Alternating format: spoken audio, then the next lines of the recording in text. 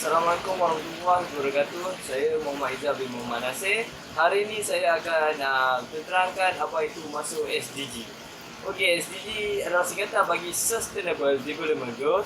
SDG ini bermaksud sebagai matlamat global yang mana diwakili oleh negara-negara PGP yang ditubuhkan pada 2015 dan bertujuan untuk menggalakkan secara universal dalam membantu golongan miskin dan melindungi bumi ini untuk terus aman, sihat dan memastikan hak keamanan dapat dirasai oleh semua orang dalam dunia ini.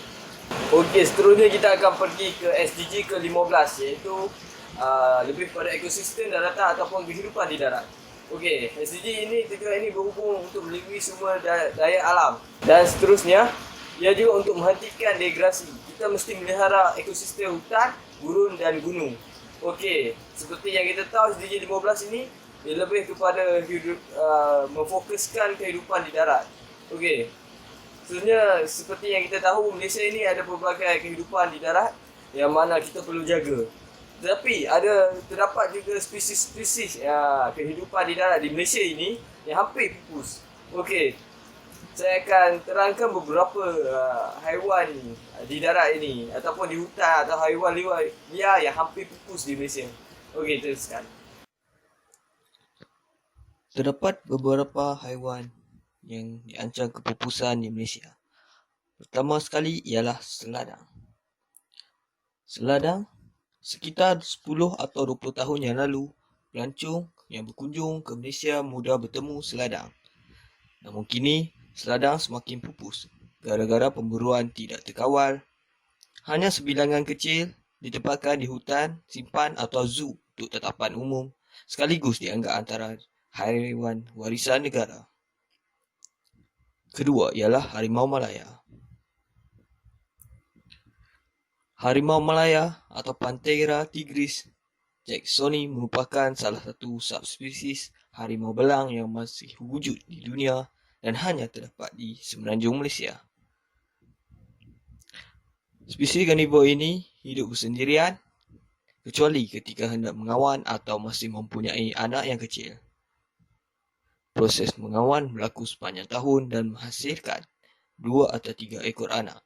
Kini, harimau Malaya kian pupus akibat pemburuan tidak terkawal. Yang ketiga ialah burung botak upeh.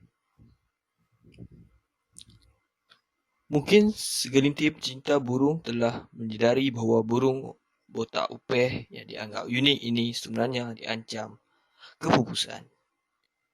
Burung ini sering ditemui di Kuala Gula, daerah Kerian, Perak dan menjadikan kawasan tersebut sebagai habitatnya. Dan dengan ancaman yang dihadapi, ia bagaikan satu mimpi mengerikan bagi spesies tersebut. Sejak tahun 1980-an lagi, burung tersebut telah dipantau dan perkembangannya, namun tinjauan yang dilakukan mendapati bilangannya semakin menurun.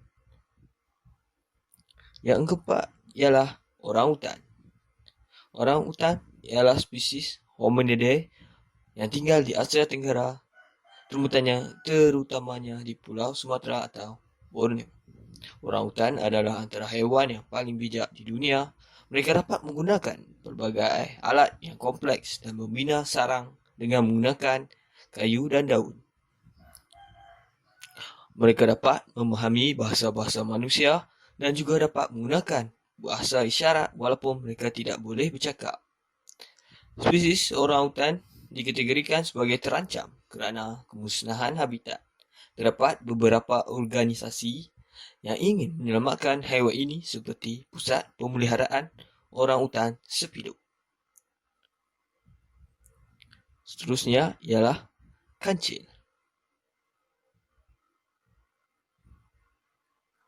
Kancil merupakan haiwan yang bijak selalu muncul dalam kisah-kisah pang pelihara rakyat Malaysia. Dengan saiznya yang kecil, haiwan ini hanya memakan buah dan juga daun-daun dan boleh ditemui Malaysia, Borneo dan Indonesia. Yang keenam ialah ungka tangan putih.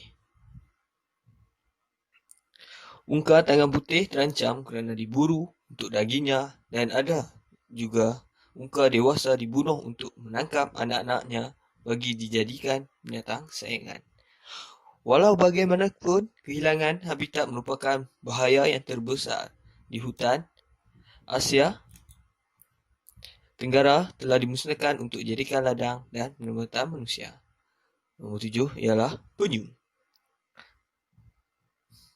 Selain hidupan di darat, hidupan di laut juga antara spesies reptilia yang dipercayai turut terancam akibat perbuatan rakus manusia. Berbagai ancaman yang boleh menimpa seekor penyu selain terkena kipas bot, tersangkut pada perkataan nelayan, termakan plastik juga antara punca utama haiwan. Ini tidak dapat hidup lama.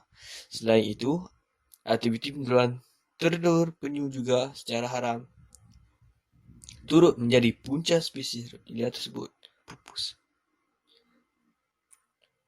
Yang ke-8 ialah kambing gurun.